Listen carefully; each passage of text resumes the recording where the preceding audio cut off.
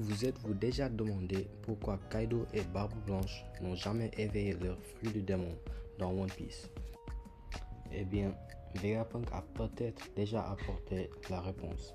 Il a expliqué que les fruits du démon naissent des désirs humains et que pour en éveiller un, la volonté de chacun doit s'aligner sur le véritable désir qui se cache derrière le fruit.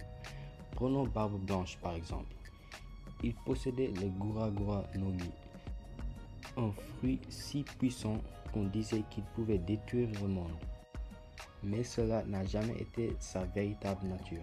Son rêve n'était pas la destruction, mais fonder une famille et vivre avec ceux qu'il aimait. Ainsi, même s'il possède une puissance absolue, son cœur n'a jamais été en accord avec le véritable désir du fruit. Et puis il y a Kaido.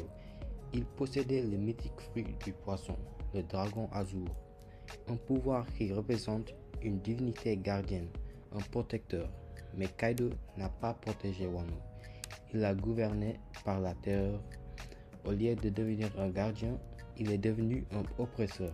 Et c'est précisément pourquoi il ne l'a peut-être jamais éveillé. Comparons cela maintenant avec Luffy. Luffy n'a éveillé son fruit qu'après avoir risqué sa vie pour la liberté de Wano.